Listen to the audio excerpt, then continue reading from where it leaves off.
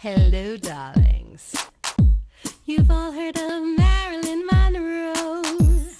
Some of you know Bridget Bardot. Well, now it's time for the Cognac show. I said Cognac, ooh, ooh.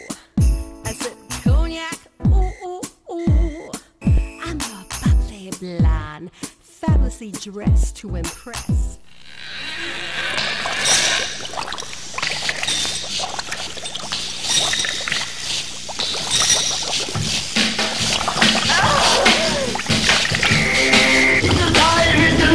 In the lab late one night, when my eyes beheld an eerie sight, for my monster from his slab began to rise, and suddenly, to my surprise, He did the mash. He did the monster mash. The monster mash. It was a graveyard smash. He did the mash. It caught on in a flash. He did the mash. He did the monster mash. From my laboratory in the castle east to the master bedroom where the vampires feast, the ghouls all came from their humble abode to get a jolt from my electrode. They did the mash. They did the monster The mash. monster mash. It was a graveyard smash. They did the mash. It caught on in a flash. They did the mash. They did the monster mash. The zombies were having fun. The party had just begun. The guests included Wolfman, Dracula, and his son. The scene was rocking, all were digging the sounds. Igor on chains, backed by his baying hounds. The Coffin Guys were about to arrive with their vocal group, the Crypt Kicker Five. They played the mash. They played the monster mash. The monster mash.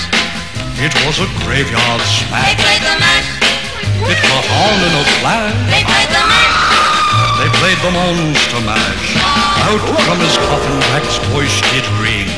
Seemed he was troubled by just one thing. Opened the lid and shook his fist and said, "Whatever happened to my Transylvania twist?" It's now the mash. It's now the monster The mash. monster mash. And it's a graveyard It's smash. now the mash. It's caught on in a flash. It's now the mash. It's now the monster mash. Now everything's cool. Drac's a part of the plan. My monster mash is the hit of the... Welcome back. I'm Cognac Wellerlane, and we are here at Coindre Hall for their annual Halloween Gala. And this is a very important event. It's all about splashes of hope. And I'm talking to this woman who she's devoted to splashes of hope, and she wants to outreach it to the West Coast. And what a better costume than this. You look like, right now, you know who you look like? Remember that TV show, Big Valley, with Barbara Stanwyck? Oh, you must know that show, Barbara. That's who you remind me of, Barbara Stanwyck, right now. Your heart. Yes, yes. Introduce yourself to the camera, darling. I'm Theresa Santmann, and I've been associated with Splashes of Hope for a lot of years now. And it's been a pleasure to be able to splash hospital walls. I did sponsored a hall for the brain injured in Southside Hospital. And we did the different seasons of the year. And we did both sides of the hall, the length of the hall. So this was a very exciting project. It's a few years back now. I don't think it's that many years, but anyhow. And it's such a pleasure internally to see the faces of the employees as well as the patients when you're doing something like this. Because as the people were walking up and down the halls, they just expressed such pleasure in such a different surroundings than just plain hospital walls. And that's one of the things that makes this whole thing very exciting. And so now what I'm doing is Sponsoring this thing for the West Coast. Yes, and I just find that very exciting. And the person that's going to be leading this is Heather's daughter. This charming young lady right now that I'm looking at with this adorable costume. Introduce yourself to the camera, darling. My name is Sarah Bacher. You're Heather's daughter? Yes. I could see the resemblance. How old are you, young lady? I'm 21. Oh my goodness. When did she have her? When she was 12? Oh my goodness. I thought she was very young when I first started to talk to her.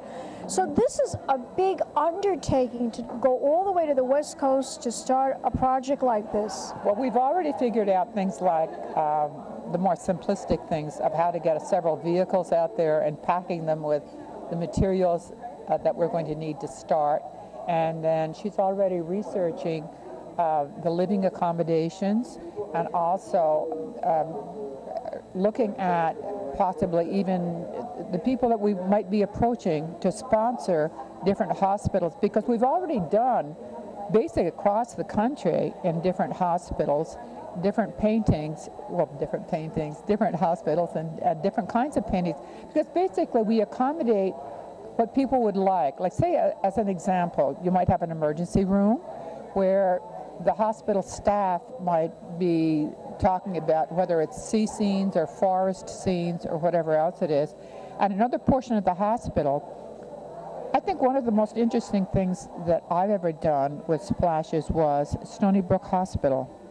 Interesting. The children were being pushed into a machine for x-ray, and they were very, very sick. And as they were going into the machine, they were looking up at blank squares in a grid in the ceiling. So what we did is that we put sky scenes and stars. That's lovely. So that would be the last thing that they would see before they went in. And the accommodation, wherever that we're painting, we try to accommodate, like say for instance in an emergency room, okay? You might have different scenes that you might have in a children's unit, a children's cancer unit as an example, which I think we are going to be looking to do some work for Winthrop Hospital. And there's already several people, including myself, that are looking to do, for instance, a child's pediatric, so I think there's some kind of a cancer situation somewhere in the hospital. Somebody else had mentioned the emergency room, which is always a good place, obviously, because people are so often People are usually, yeah, they're nervous, they're traumatized, and if they're laying down and they're looking up at the ceiling, or if they're looking at a wall with a beautiful mural, it is very relaxing. Yes. It kind of soothes them a little bit, I would think, taking right? you away from your own pain. It takes and your mind a anxiety. little bit off of it. Yes, to some extent. And being in a hospital is a very scary experience. For most people, it's really, yes, it's bad. I mean, And your go ahead, please. And your environment reflects that. That is part of the healing process, to be surrounded by a healthy and serene environment. So that has everything to do with healing. Absolutely, And absolutely. you know, one of the things that made me anxious to get started on the West Coast, besides having a whole new venue of, I guess I could say venue of hospitals, a variety of hospitals, and different kinds, and subsidized by different groups and so on. But basically, no matter where you are, I think we can almost say the world, and certainly the United States or anywhere else, the hospitals still have the same aura of almost horror, and anything when you're just being, all kinds of things can be happening. You can be bringing life into the world, or you can be dying. And so hopefully what we bring is nature and maybe some love into the lives. And hope. I would think hope, right? Oh, definitely. Yes, thank you. That was a very insightful, yes, hope. I want you to tell my audience where we can go to participate, to donate, to contribute. Where can we go on the internet to find out all this information about Splashes of Hope? Splashes-of-hope.org, and they can email. We have our main email, that's info@splashes-of-hope.org. It's very nice to meet you. And we'll be back in a moment, darlings, with more interviews right here at Splashes of Hope at Coindre Hall for Halloween night, their Halloween Gala. Keep watching, darlings. Big champagne kisses.